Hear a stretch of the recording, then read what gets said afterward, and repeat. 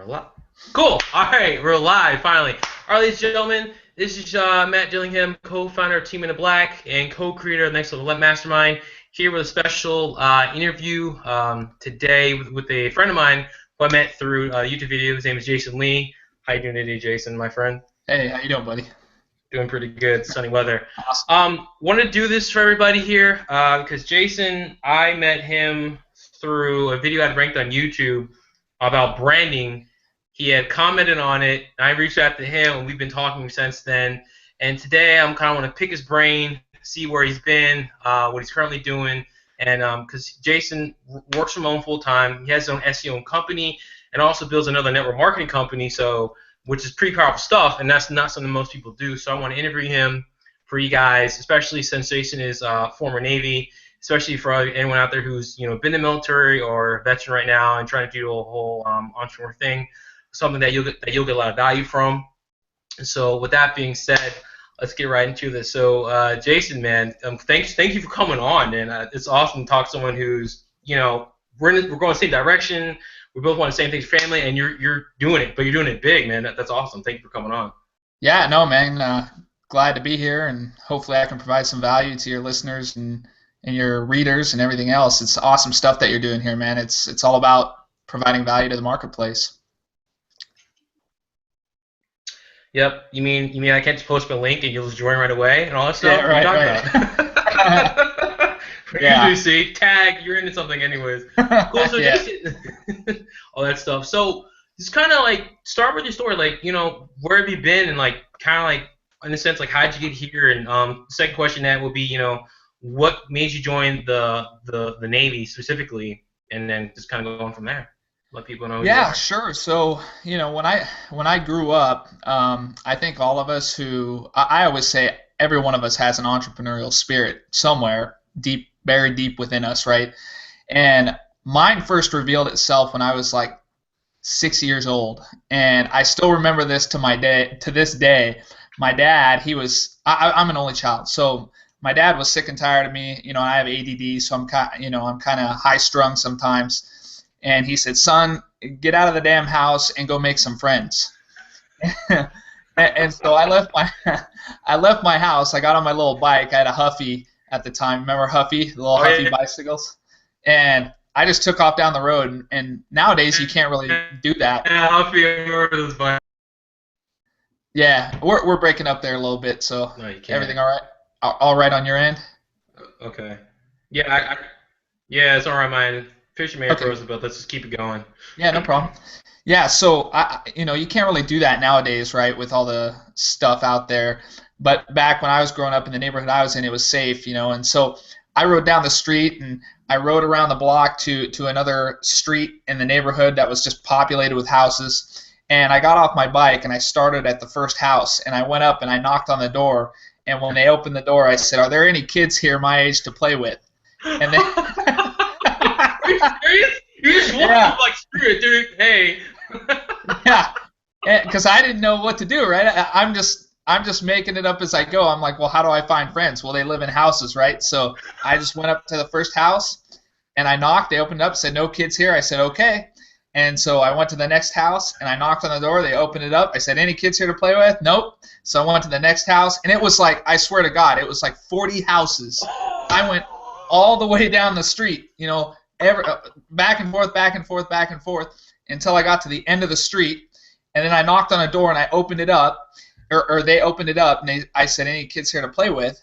And the dad, whose name was Chris, he said, "Alex, Scott," and two kids my age came to the door. And and I knew those guys for like 25 years, right? I mean, I knew them forever. And wow. Yeah, they became my best friends for a long, long time. And then long story short, after that house, I just met them, hung out with them a little bit. The next day, I thought that worked pretty well, so I'll just start at the house after that. And so I went back the next day, knocked on the door on the next house, and they opened it up, and they said, "Tommy, Sean," and these two kids named Tom and Sean came. And so I met them. And in that neighborhood right there, it was a cul-de-sac and a street, and it was like kitty corner street. There were like 8 houses all together where there were kids my age, and I met all of them. and it was like a gold mine, right, in the neighborhood of kids my Yeah. age to play with, and none of them knew each other. So, Oh no, that's so insane. yeah, so that was my first kind of lesson, in going after it, that sort of thing, Yeah. like making it Wow. happen. I really didn't understand that lesson until later in life, but I Yeah. always look back on that and think about that and how many no's I got, how much rejection I got, all the way till I started hitting the success, and plowing through it, and then finding all those valuable friendships that lasted for years and years and years, and and none of them knew each other, right? Right. It's just crazy. And I introduced them all to each other, and a lot of them became friends that lasted forever, and so just really crazy stuff. So Wow. that That's was powerful. so that was That's a powerful story. so that was my first entrepreneurial kind of lesson, and I think like all of us, when we go to school and we're taught in the school system to learn certain skills, to become part of corporate America or whatever it may be, and it doesn't necessarily end up being what we hoped it would be. So my situation was when I was 19, my parents didn't have a lot of money and they couldn't send me to college, pay for college. I didn't want to get in debt. I didn't want to borrow money. And so a buddy of mine came to me one day and he said, "Hey, Jason, I found this program in the Navy called the Nuclear Power Program. And they have a buddy system where you can go in together. We'll go in together and we'll go through this program and we'll get out. We'll have our degrees and everything else. And we'll do great. We'll make good money and everything else." And I said, "You mean they pay for your college too?" And he said, "Yep. Excuse me, they pay for your college and everything." I said, "Wow, awesome, man. Let's do it." Because my parents didn't have money to put me through college and stuff. Right. And so the day we were going down to enlist, right, where you put your hand, raise your right hand, swearing the Yeah. oath and everything, I show up and he's not there. He no shows, Oh. right? Oh no. So that's my next lesson, right? Betrayal in business, right? Right. and so I was at a point where it was go no go, right? I called him up and he said, "Well, my parents didn't want me to go into the military. They're paying for my college." And I said, "Well, my parents can't pay for my college, dude. Why are you bailing on me?" And he said, Yeah. "Sorry." He said, "Sorry, dude." Click, and he hung up. And I didn't hear from him for years after that, right? And Oh. yeah, just crazy. Or months, I guess. I guess I should say months. I probably didn't hear from him for quite a while because I was pretty mad at the guy. But Rightly so. long story short, I went in, right? I joined, I went in, I did my 6 years, got out, had my degree in nuclear engineering technology, and ended up working in the nuclear industry, commercial nuclear industry. I got qualified in the military as a master training specialist, got out, stayed in the line of training, actually became a technical advisor at a nuclear plant. I was, helping the control room where they actually power up and power down the reactor and all that kind of stuff. And then I moved over to training and I started training all the licensed operators, and they qualified me in a process called the systematic approach to training, which is used by the airline industry, it's used by the nuclear industry, it's used by a lot of these big industries where you can't really have a margin for failure. And I kind of brought that with me out of that industry and into the network marketing industry, and we use that same concept to train our teams. And so it's really effective. And so that's kind of my story with how I got into nuclear power, and I just kind of fell into it. Right, it was one of those things where I just didn't know what I wanted. I just knew I needed to get a college education. That's all I knew, and this was a free way to do it. And I was broke as a joke for a long time. I mean, even when I got out of the military and I went to work for corporate and I was making six-figure income, I was broke for not a long time, but while I was trying to scramble to at least start a nest egg. And it wasn't until a gentleman approached me where I currently live about 8 years ago. I was working at the nuclear plant still. I was training. I was in the training department, and Yeah. I was kind of accosted at a coffee place, and my wife and I were invited to um, it was a spa. They called it a spa. I forget what exactly the terminology they used, but we went over to their house, and when we went over to their house, all the lights were out and there were candles everywhere and stuff, and they were going to give my wife a spa treatment, and so they rubbed her down with lotions and potions and stuff, and I was like, what is this all about? These people are running a business, but I had no idea what they were doing or how it worked, and so I started getting curious, and that was actually my introduction into the network marketing industry, because that was a network marketing company, and they were teaching other people to build it offline, solely offline. And so they were all doing the crazy, I shouldn't say crazy, because it works. 65% of all network marketing business is done offline, so it works. But they were doing a lot of driving around, holding, setting up booths, and slinging product and stuff like that. And yeah, that was my first introduction into the industry. And oh, wow. Yeah, so that's kind of my story from, getting into the military, getting out, and Right. yeah, and being introduced to network marketing. Yeah. Through a spa. Yeah, crazy, right? And so, yeah, it was the first eye-opener for me, because my parents never taught me anything like that. The school system doesn't teach you anything like that. It was the first eye-opener to me that I could create my own income, that I could dictate my value in the marketplace, and I could determine what I was worth rather than having somebody else tell me what I was worth. So. Yeah, that's always a big shift for people. Like I know for me, and going through my snap, like you mean I can make more than what someone else is going to pay me, because no one really tells you that. It's like you define it by accident, and you're like, oh my gosh, like I had no idea that this existed. So definitely, that's a crazy story from having an entrepreneur lesson when you were 6, going from house to house, rejection, and having no idea that like this is gonna help me years down the road. Right. That's crazy, man. That is insane. I never did that when I was 6 years old. Like, who does that? Yeah. Someone who wanted friends really bad. I mean, I'm guessing. You really did. I'm guessing if I had a brother or sister or something, I probably wouldn't have been inclined to do that, But yeah. Wow, younger sister, we fought, so I had Right. friends. I was like, screw this. Yeah, I think having a sister or brother, even fighting with them would have been better than being lonely and playing by yourself or whatever. That is true. Cool. So let me ask you this. I mean, from the military, what did you learn, or what skills did you take from that to help you kind of, I don't want to say transition, but helped you, when you first started in network marketing and even till today? Like, do you still use anything from that time, or have you just learned a whole bunch of new skills and things like that? Yeah, so one of the things that I learned that was really powerful was before I went in, I was hanging around with a lot of bad crowds, and the power of association wasn't really familiar to me. I just, I was hanging out with guys, and we were doing stuff that just would end you up in jail for a long time. Breaking into cars, breaking into homes, and just really bad stuff.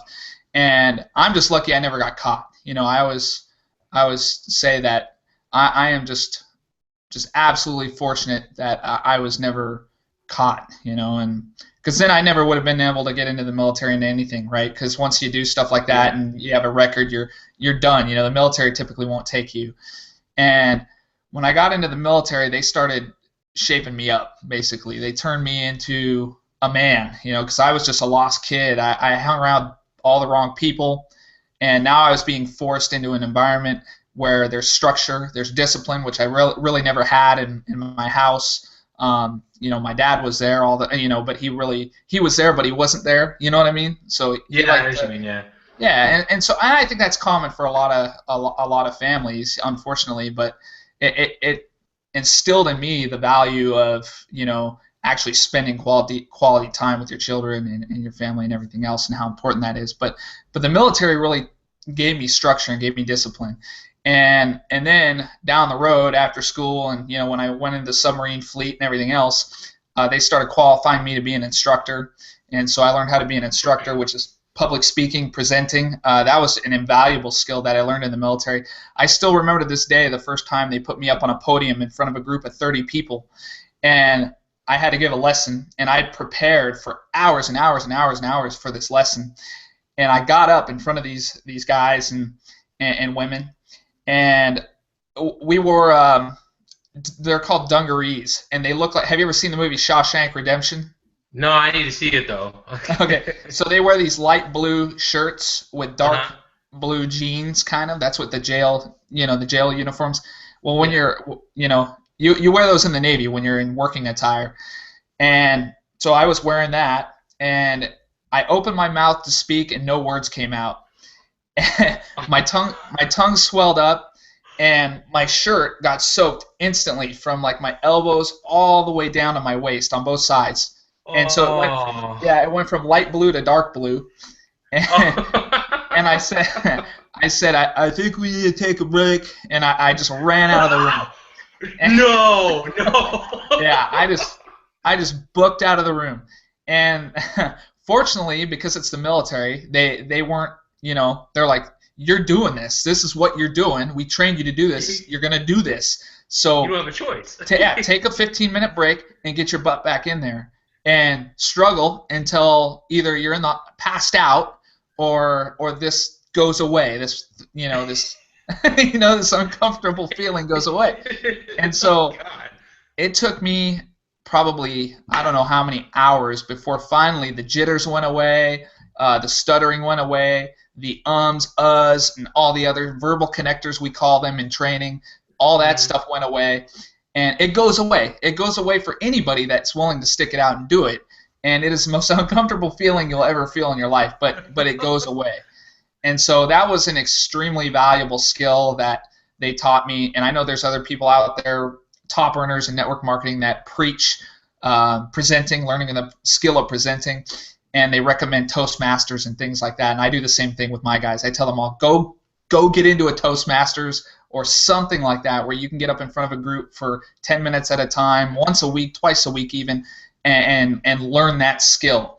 Because you really got to get on stage. You really got to get in front of groups. And whether it's on a webinar or whether it's in person, you have to start creating that environment and being that focal point to help people if you really want to, win. So, Wow.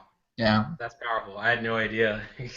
Standing up and people were like, you're like, I think you're the guy. I've been like, oh my gosh. Yeah, my tongue was swollen up like a grapefruit. I mean, it was like, when the dentist gives you an injection and your lips get all fat and everything else and you can't feel your mouth. It was like that. It literally felt that way, Oh wow. I haven't had that experience. I had a root canal, so it went numb, but like, yeah. But okay, a better example would be, when you hurt your lip as a kid and it feels like it's out to here, which is when you're like right there. Yeah, I know that exactly. You're like, oh gosh. Heard Yeah. it so many times. Cool. So, I mean, so I guess this question was kind of answered when you were approached by someone who got you into network marketing. Like, was that the event that happened that you knew, okay, I want to be an entrepreneur, or was it like a succession of stuff that happened that said, I want to do this? Like when they approached you. Yeah, my first inclination into steering my own ship and running my own business was actually in college, because I went to a year of college before I went into the military. I went in the military when I was 19, and I attended a community college. And when I was at that community college getting my associate's degree, I got my associate's degree in business before I went into the military. But there was a gentleman there I ran into, and he talked to me about opening up coffee stands. And the drive-through coffee stands that sit in parking lots and things like that.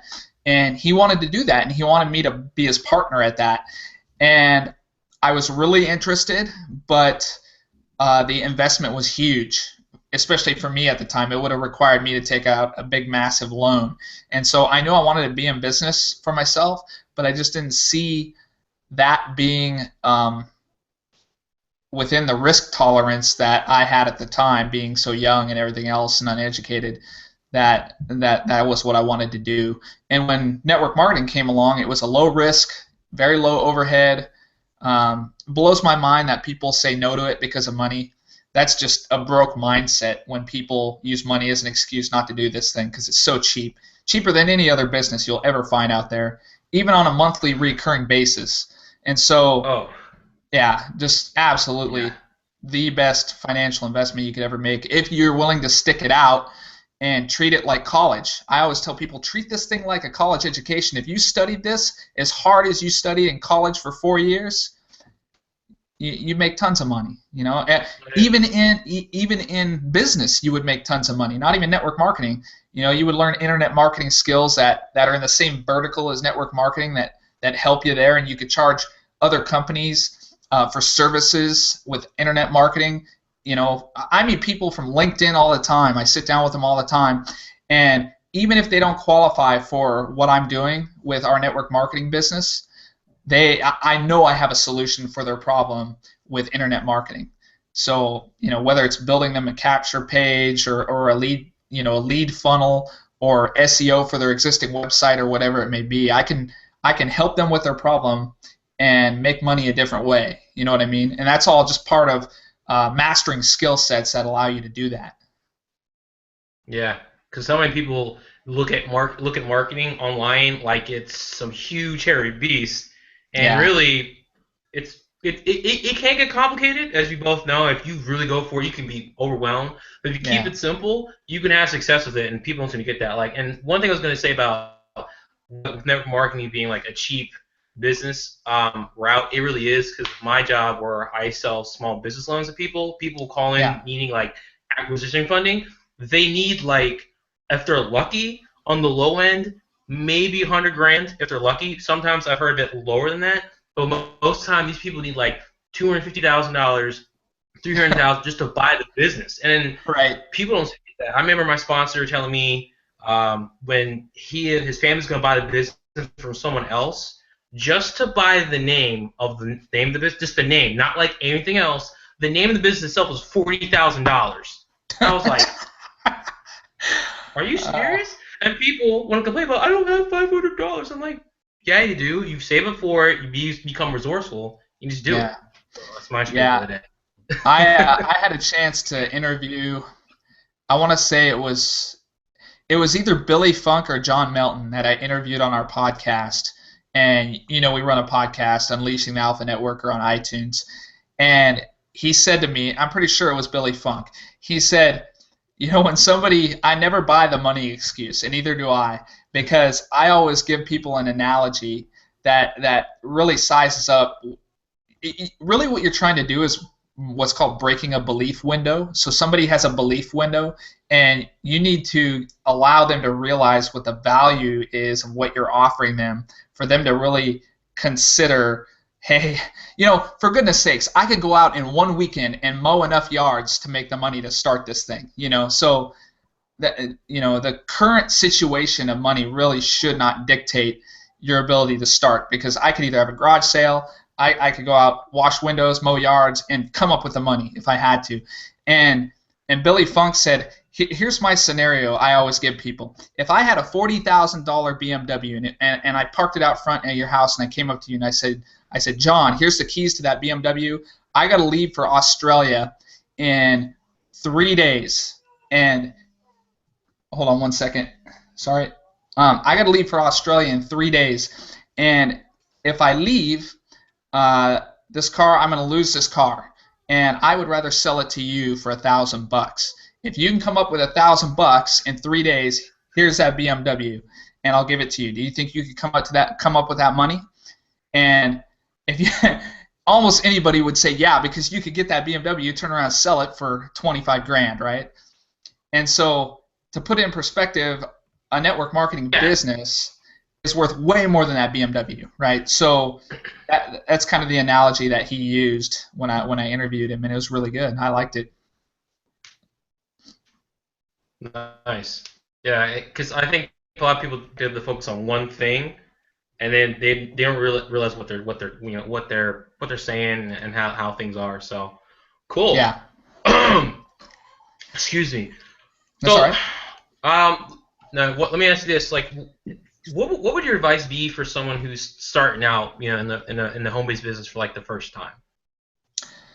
I would say, first, if you're married, get your spouse on the same page, because that's a good idea. nothing will smoke your business and tank it faster than a negative spouse, bar none. So if you're going to get into network marketing, make sure your spouse looks at all the same information you do, whether it's a video, whatever it is, and that they're in alignment with your vision and they share that vision with you, because you will not make it if your spouse is fighting you on that. The whole time, you just won't make it. It just won't happen. Um, so that's the first thing. The second thing I would say is learn how to get organized, because your life is going to change dramatically when you start a business. Taxes are going to become more complicated. You're going to want to learn how to take advantage of those. In fact, if for $40 you get your master's business license from your county wherever you live, and all the write-offs you get through the year should pay for your business, if you know how to do your taxes right. So getting organized and keeping track of all that stuff, learning how to use a calendar. My wife and I, we share our calendar on our phones. So when I book appointments and meetings on my phone, they populate on her calendar and her phone. And so she knows not to book meetings and appointments on her phone if there's already something there, because we share calendars. Rather than me trying to book a meeting, go to her, say, hey, honey, I got something going on tomorrow at 1 o'clock, and then she tries to remember it. So start synchronizing your lives if you're married, and using things like your calendars to keep track of appointments and things like that. So getting organized, setting priorities, setting goals. I mean, goals are huge, right? You should have a 12-month goal plan for where you want to get financially, and you should be able to break that plan down into daily actionable steps to hit that goal, 12 months down the road. So things like that they're just vital. And then I would say get on a reading regimen. So if you don't read, for goodness sake, start. Figure out what books are going to help you in whatever it is you're doing. So if your vertical is in the fitness industry, pick up the best fitness books you can find from people that are making tons of money in the industry, using internet marketing or whatever it may be, so you can start to learn how to do those things, and then go outside your industry and find other niches that are using marketing techniques and things like that your niche is not using, and bring those back into your industry and become unique. So you, in essence, become what Seth Godin would call the purple cow.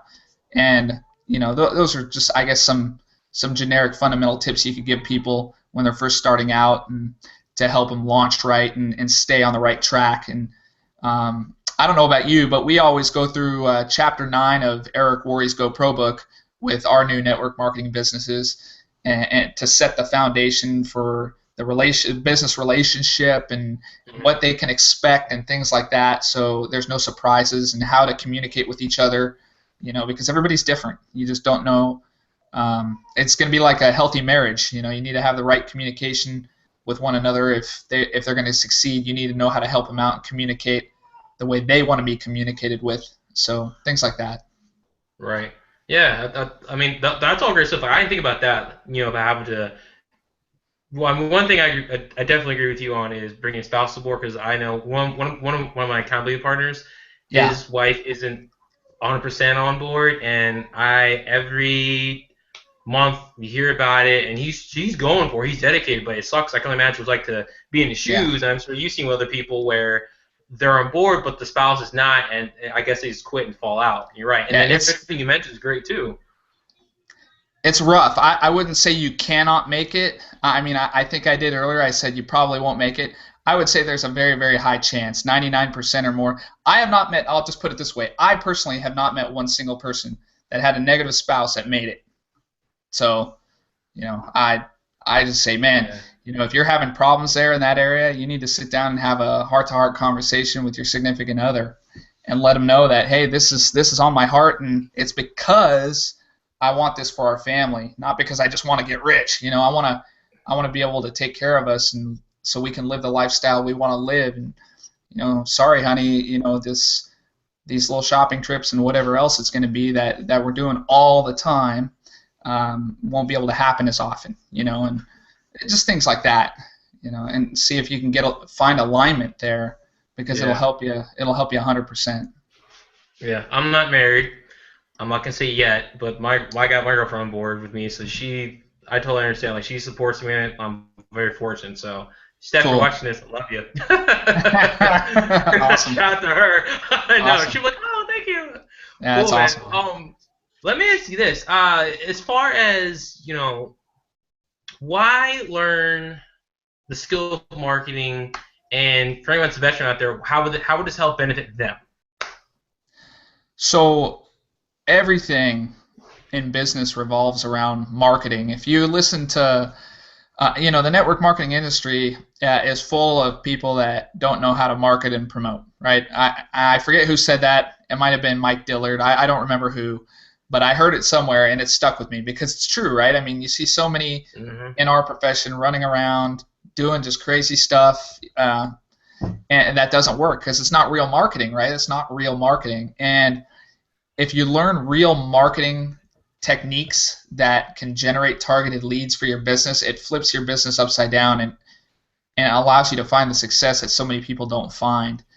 And it's just the most powerful thing. Even Gary Vaynerchuk says, if if you gave me a choice between an excellent product and lousy marketing, or a mediocre product and excellent marketing, I would take the mediocre product with excellent marketing any day of the week because I'll make more sales, hands down. I'll move more product, get more signups in our case, make more sales, whatever it is.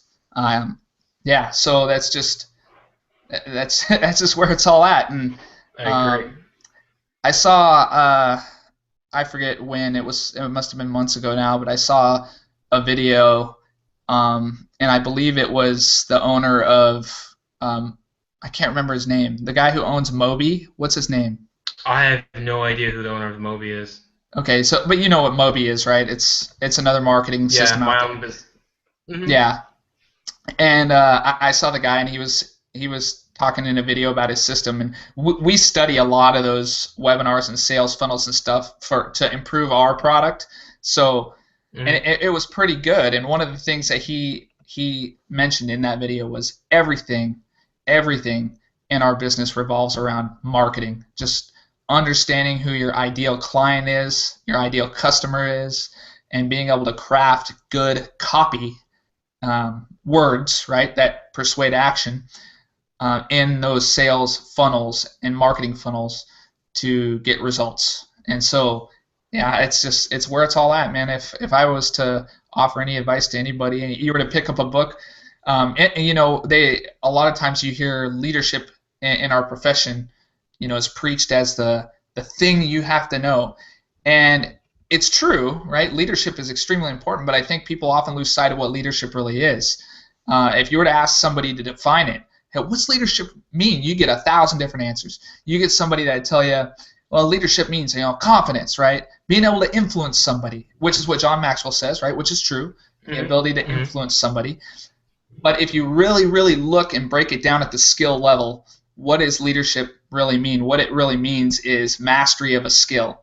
So if I become the master at SEO and everybody looks to me as the SEO guy to go to, I have become a leader, right, at SEO. Whereas if you have an offline guy who knows nothing about internet marketing, but he builds a massive network marketing business, right, he has developed certain skills that he's a leader at.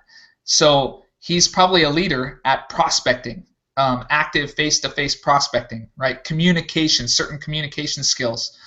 He's probably a master of psychology. So there's skills that he has that are different than the ones I have, but they both lead to the same result, right? Right. So, and John Chapman, and he calls it skill stacking. You know John Chapman? Yeah. You know who John? Yeah, I interviewed him as well. He calls it skill stacking. You just master one skill, master another, master another, master another, continue to master skills, and it just makes you more and more and more attractive as a leader. And so that's really what leadership is about, is the mastery of skills. Nice. That was good. I like that. I'm going to have to copy that from you, so I apologize to you or else. Just kidding. Cool. So I was gonna say. So, what made you kind of start your own? What made you get into SEO, and how did that bring about having your own SEO company? Because SEO, and at least for a lot of people don't know, I think it's complicated. It can be, keep it simple, and it's something that a lot of people pay a lot of money for. And for those who don't know, it stands for search engine optimization. It's basically when you go on Google, Yahoo, type in something, and then something comes up. That's what you're looking for. So, how did that come about for you? Yeah, so what I started doing was I was looking at what all the network marketers out there that I liked and that I followed, what they were doing online. And so I started seeing a common thread through all of them, that they all blogged, right? I was like, well, they all run blogs. And I've always been of the mindset that um, I don't necessarily want to just listen to what they're telling me. I should be doing what they're doing, right? Because they could tell me one thing and then do something completely different, right? And so I just knew that if I want to start generating leads like they did, I should probably have a blog. And so I said, well, if I blog and I write about stuff, how am I going to get eyeballs on that content? And how can I do it in a way that I don't have to pay for advertising? And so I started looking into what's required to get articles to rank in the search engines, and fell into SEO, right? SEO, SEM as well, right? So there's social media, or SMM, right? Social media marketing, and then there's search engine optimization. And I just started studying that. I just plugged in. I said, you know what? It only takes 5 to 10 books to master a skill, so I'm going to start studying this. And so I started reading books like The Art of SEO, which is a big, fat, massive book that was written by a series of authors like Rand Fishkin, SEO Moz, and a whole bunch of other guys. And so I just started plowing through all these books and figuring it out, doing it, like setting it into practice on my sites. And as soon as I was able to start ranking articles, I knew I was to the point. When I ranked my first article, that's all I needed. I just knew, just like when you sponsor one person, it's on, right? Because you sponsor one person, you're like, I could sponsor 1,000 now because I got one. So I knew if I could rank one article, I could rank 1,000 articles. It's just a matter of what kind of time frame do I want to do that in, right?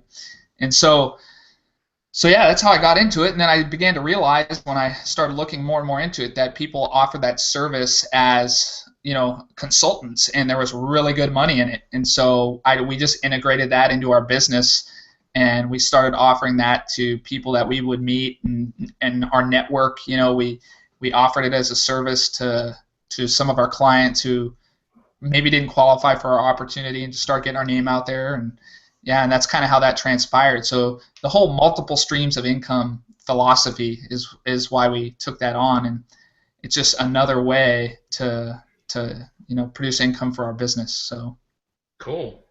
Yeah. Nice. That was awesome. All right. Yeah. So I don't know. Question. Huh? Oh, go ahead. No. What were you gonna say? No, I was just gonna say, if anybody's wondering, like, the proof's in the pudding, right? All you have to do is go to Google and Google like best MLM 2015 or MLM 2015, and I mean those are massive traffic search phrases, right? And I think I'm still ranking #1 for that kind of stuff. So, nice. And it's a daily source of leads, right? I mean, I get leads every day from that stuff, and so it's just another example of how mastery of a skill leads to results. If you master the right skill. Now, if you go master, underwater basket weaving, it's not going to help you in your network marketing business. But as long as it's something that can get you results in your vertical, then it's worth doing. Yep. And it's all about focusing on one thing long enough, not jump from this one, this one, this one, this one, this one. Like so many people do, because it's so easy, especially if you're online. So it's so easy to do that. But hey, this is my last question for you. I didn't write this one down, but maybe I did. So last question is, who are you? Actually, 2 questions. Who are you, and what do you do? So I'm Jason Lee, and I'm a network marketing professional. And I just can't help it. It's so good, right? I mean, but no, my name's Jason Lee. I'm an entrepreneur. I'm a full-time business owner, work from home, husband, father, family man, and I help other people chase and pursue their dreams, man. That's what I do. I like it. Boom. That is it. And Jason, if people want to get in touch with you, either for your business or for your service that you provide, how would they do that? So our blog is jasonleehq.com. So that's like HQ, like headquarters. So JASONLEEHQ.com. And that's the easiest way to get a hold of me. All my social media links are through that website, and the podcast feed is hosted on that website. And so everything you would need to, look at to find out more about me is on the blog. Cool. Awesome. That was good. Jason, hey, I want to thank you again for doing this interview. I learned a lot about you. The story you told me today, I'm going to remember for the rest of my life. This is awesome. This is Cool, good. man. So thanks for coming on. And I know we've been trying to do this for like a couple weeks now. Yeah, yeah. Yeah, no, it We're busy. happens, man. And, with, I mean, I do interviews all the time, right? And people have to reschedule and stuff just because all of us are out there, trying to, just trying to chase our dreams and build our businesses and everything else. Life gets busy. And so, yeah, I totally get it, man. I'm just Cool. glad we finally connected and made it happen. Exactly. A little bit more. So definitely. But again, Jason, thanks for coming on, everyone else. This is the interview. Hope you enjoyed it. Get in the black. Everyone else, have a good day.